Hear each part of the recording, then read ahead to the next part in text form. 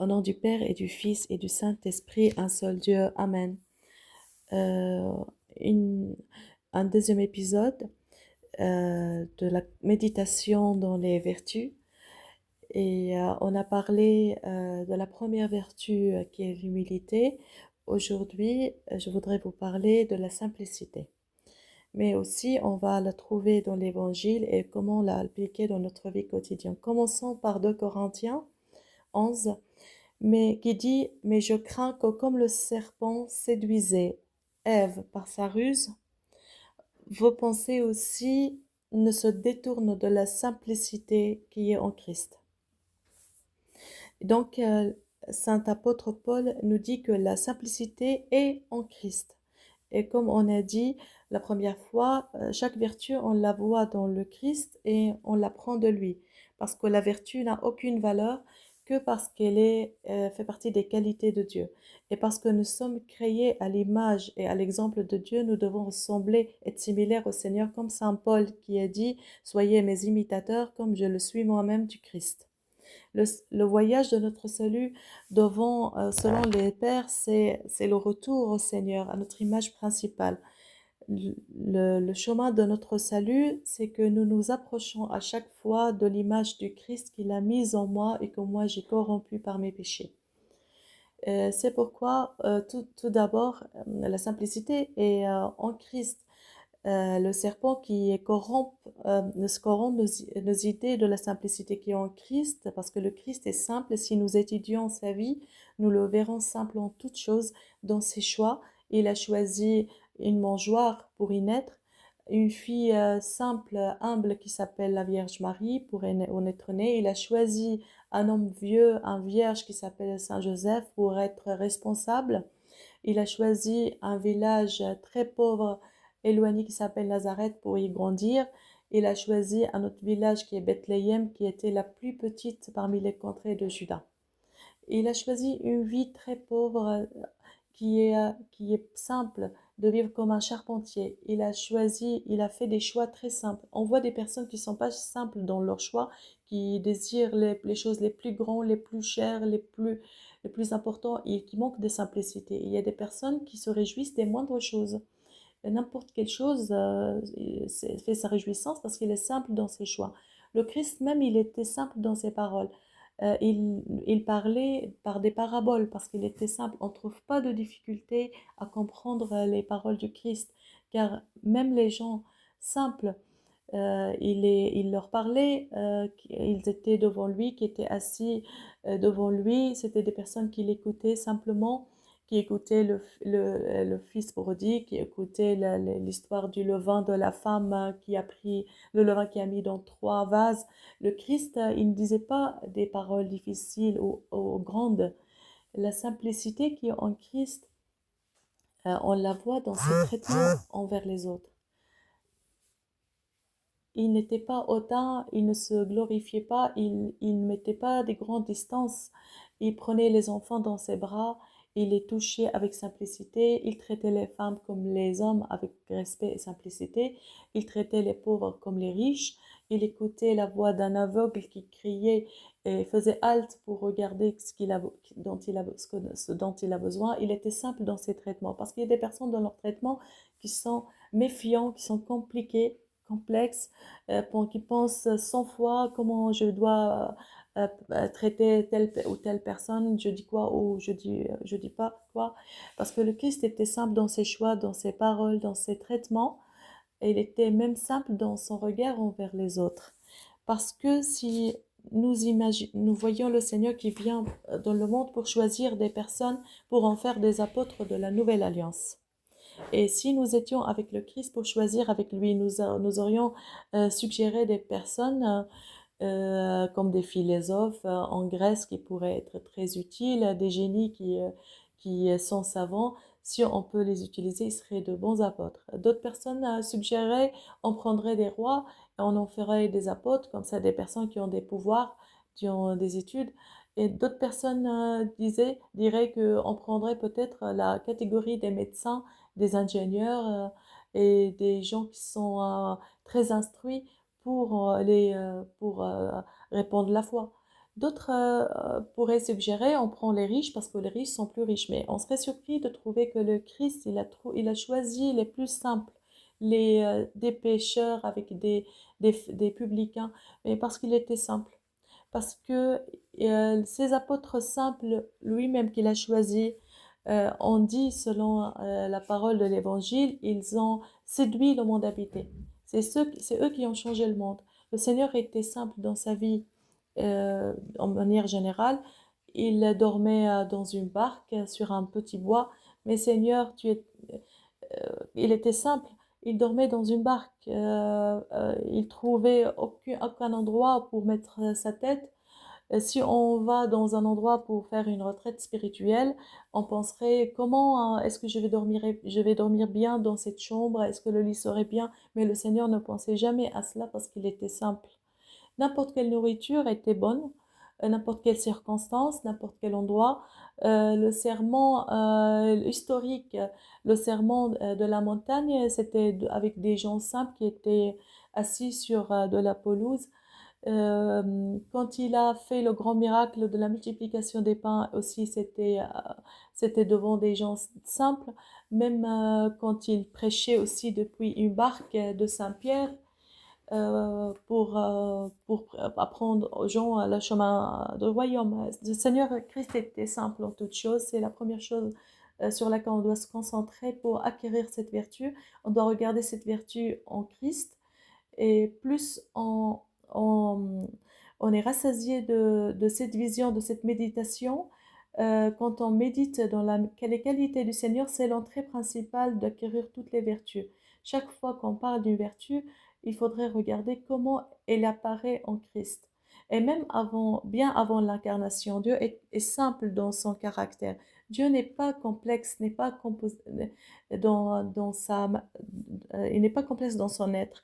Certains disent, je ne comprends pas l'histoire de la Sainte Trinité, mais tu ne peux pas comprendre la nature de Dieu qui est insaisissable par ton Esprit Saint. C'est pourquoi dans notre langage ecclésiastique, on ne dit pas que le Seigneur, il est non connu, on dit il est non insaisissable. Quelle est la différence entre connu et saisissable? Connu, c'est quelque chose qu'on connaît, mais la compréhension parfaite, la compréhension intégrale, on ne peut pas le dire sur le sujet du Seigneur. On peut dire je connais le Seigneur, mais on ne peut pas dire je connais parfaitement le Seigneur, comme si le Seigneur était limité et qu'il était saisissable par ton simple esprit.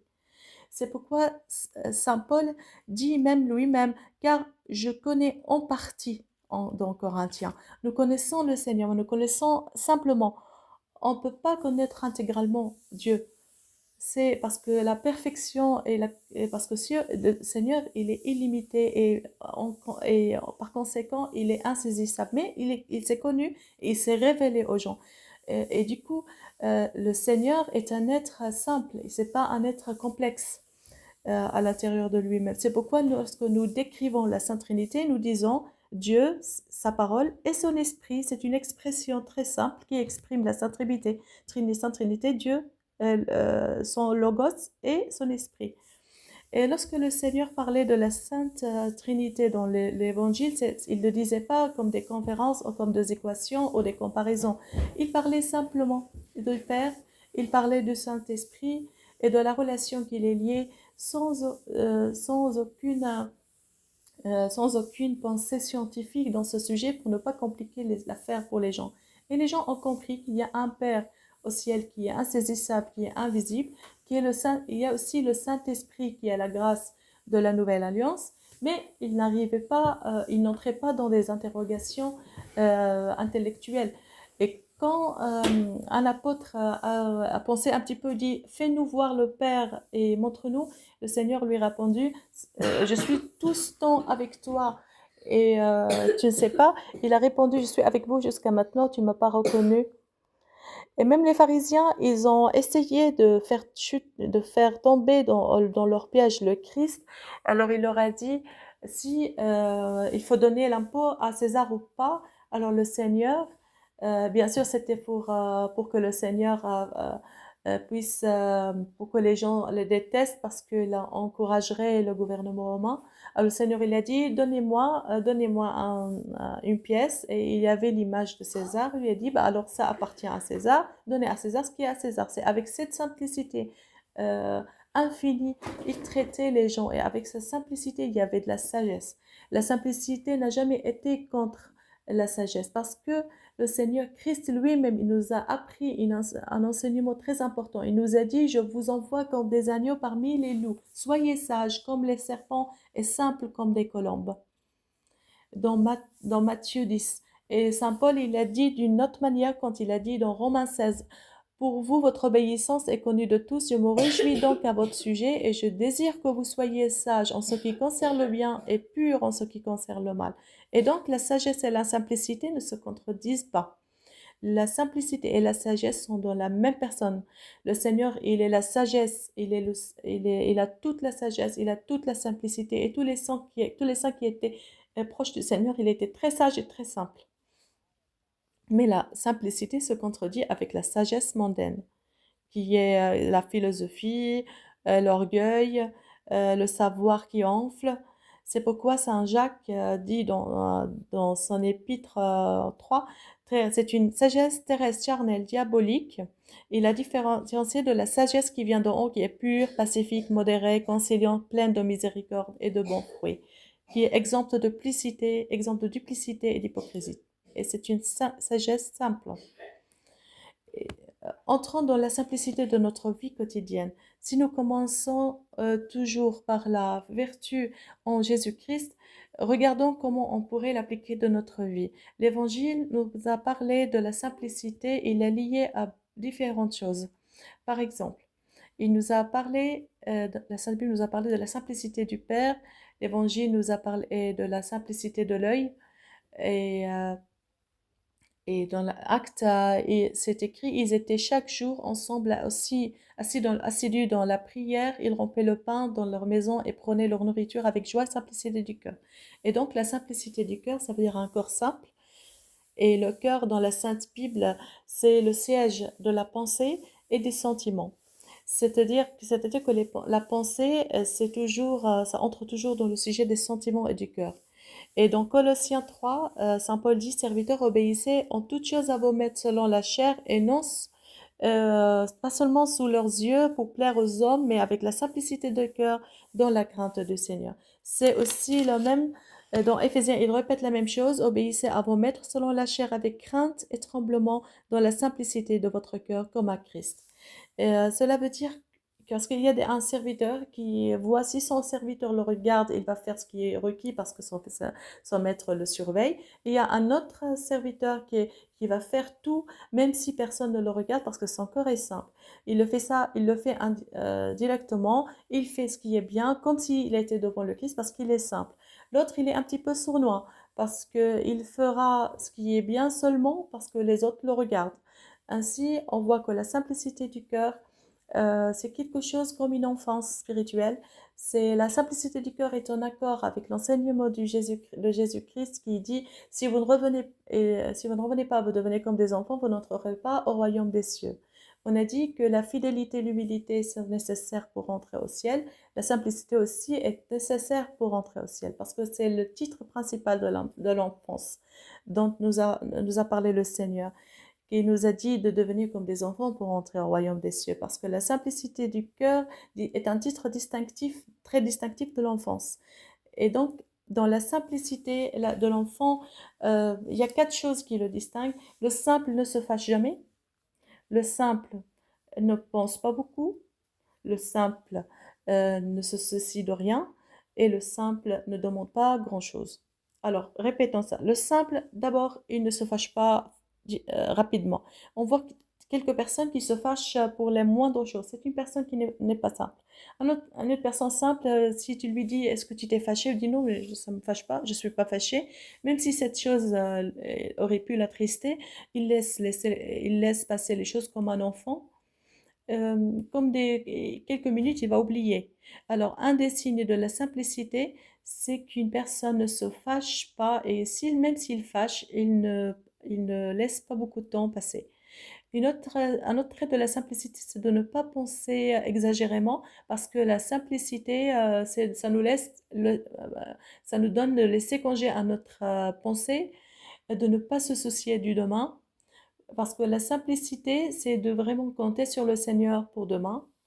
Mais il y a des personnes qui n'arrêtent pas de planifier et de calculer exagérément, même si les choses semblent bonnes, mais il y a beaucoup de soucis, il y a beaucoup de sentiments de fardeau, alors que dans la parabole, dans le sermon sur la montagne, le Seigneur disait, ne vous souciez pas. Ça ne veut pas dire que de ne pas être responsable et de ne pas penser, mais d'être simple, parce que le Seigneur est vivant et, et de ne pas soucier de ce que nous allons manger, de ce que nous allons revêtir, parce que le Seigneur, il s'en occupe pour nous.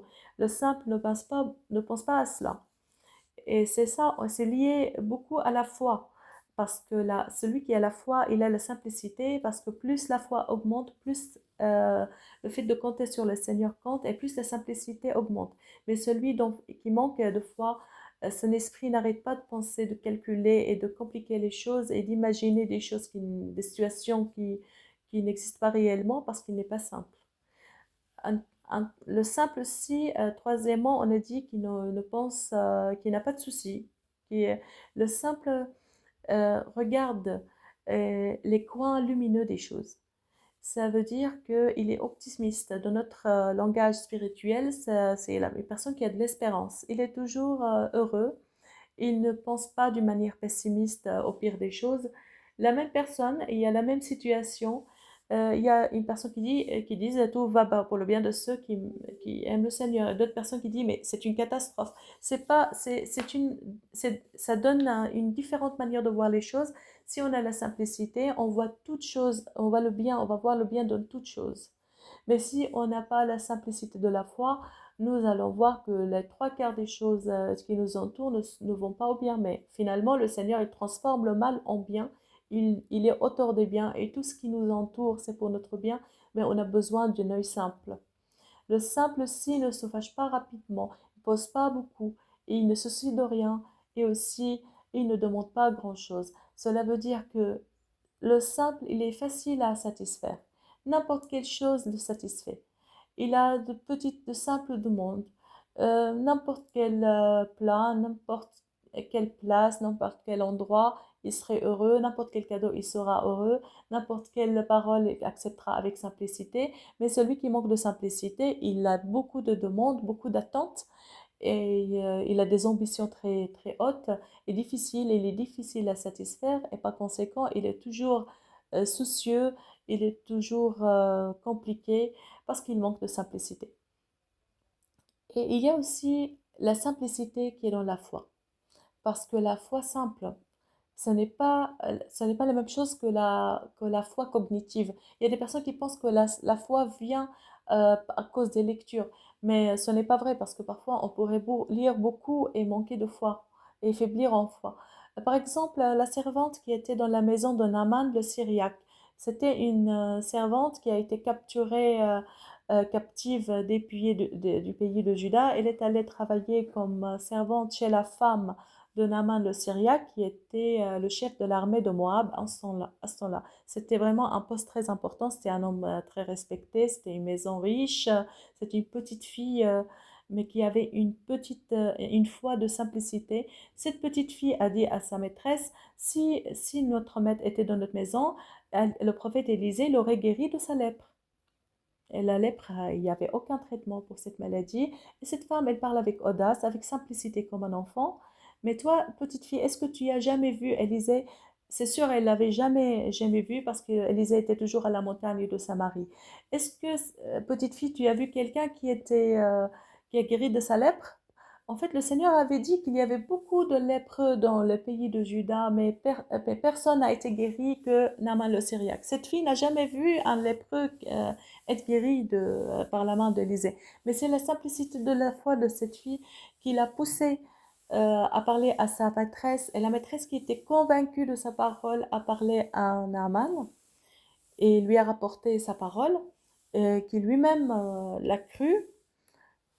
À cause de la simplicité de cette fille, Naaman s'est dirigé vers le roi. Il lui a demandé une permission pour aller à la montagne de Samarie, alors qu'il y avait un conflit entre les deux pays, les deux royaumes. Et le roi, il a cru à cause de la simplicité de cette fille. Il a fait une lettre officielle d'un roi à un roi, parce qu'il y a une petite servante qui a parlait simplement qu'il y a une guérison pour le chef de l'armée. Le roi d'Israël lui-même a pris mal les choses. Il a dit, mais je ne suis pas Dieu pour guérir les autres. Mais Élisée, il a demandé au roi d'envoyer Naaman vers lui, comme si Élisée, il a senti le cœur simple de cette fille qui est jetée dans une contrée très lointaine, mais qui avait une foi simple. Et à cause de la simplicité de sa foi, le miracle s'est opéré. Et dans la même histoire, il y a une autre simplicité, parce que Élisée n'a pas accepté de rencontrer Naaman la première chose, parce que Naaman, il était orgueilleux, il était arrogant, il voulait un petit peu lui donner une leçon dans l'humilité. Alors Naaman s'est révolté pour sa dignité. Il a dit, mais comment il n'est pas sorti pour me rencontrer, il n'a pas prié pour moi. Alors ces hommes, les soldats qui étaient sous ses mains, qui étaient simples, on leur a dit, mais s'il avait demandé une chose très, très difficile, tu l'aurais pas fait? Il me dit, mais il t'a dit, descends 7 fois dans l'eau Jourdain et tu vas être guéri. Fais-le, en tout cas. Alors, Naaman, s'était indigné parce qu'il manquait d'humilité, mais ces hommes qui étaient plus simples dans le cœur, ils ont dit, bah, écoute la parole de cet homme. Et à cause de la simplicité de ces hommes, Naaman fut guéri. Et Naaman, comme s'il s'était s'approprié la simplicité pour rencontrer Élisée, et il a dit, donne-moi un peu de poussière dessous tes pieds pour les prendre dans mon pays, pour avoir cette bénédiction et me prosterner devant ton Dieu. Comme si Naaman lui-même a appris la simplicité, il a demandé une demande très simple. Il a fait une demande très simple qui indique une foi simple qui est entrée dans son cœur. Voilà la simplicité d'un cœur qui est exigée dans notre relation avec le Seigneur. Aussi, la Sainte Bible nous parle de la simplicité de l'œil. Le Seigneur nous dit, la lampe du corps, c'est l'œil. Si ton œil est simple, ton cœur, tout est lumineux. C'est dans Matthieu 6 et même dans Luc 11, la lampe l'œil, la lampe du corps, c'est l'œil. Si ton œil est simple, ton cœur est lumineux. Si ton œil est méchant, ton cœur sera ténébreux. Qu'est-ce que cela veut dire? L'œil simple, ça veut dire un œil qui n'a pas trois choses. D'abord, il y a l'orgueil, parce que l'orgueil sort de l'œil. Et n'a pas le convoitise, parce que la convoitise aussi commence par l'œil. Et c'est un œil vide de jugement d'autrui, parce que si le jugement commence par le Dieu, c'est trois choses. L'œil simple. Ça veut dire un œil pur, un œil propre, qui n'a pas de l'arrogance. Parce que dans les paraboles, dans les proverbes, le Seigneur déteste les yeux hautains. Ceux qui regardent les autres avec mépris parce qu'il est savant, parce qu'il est cultivé, parce qu'il est riche, il est abominable au Seigneur. Celui qui regarde les gens avec respect, même les pauvres, il les respecte, il les regarde avec respect, c'est un œil simple. Un œil simple aussi est vide de convoitise. Il y a des personnes qui regardent une chose, une jolie chose, ils se réjouissent pour les autres. Mais il y a des personnes qui regardent avec convoitise pour désirer cette chose à lui.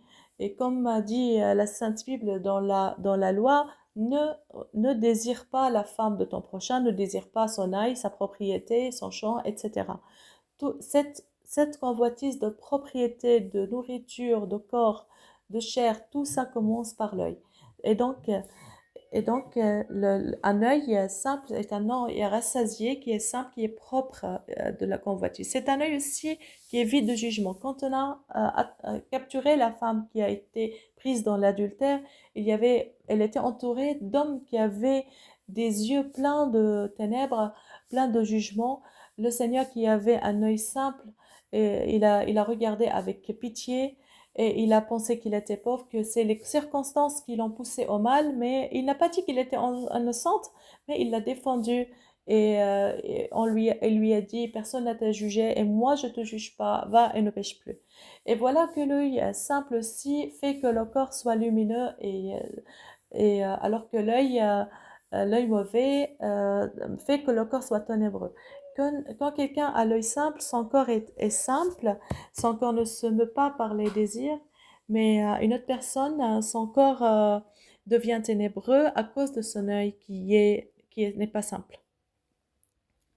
Aussi, avec la simplicité, nous avons la simplicité de la forme, parce que nous sommes dans un temps où les choses sont devenues très compliquées.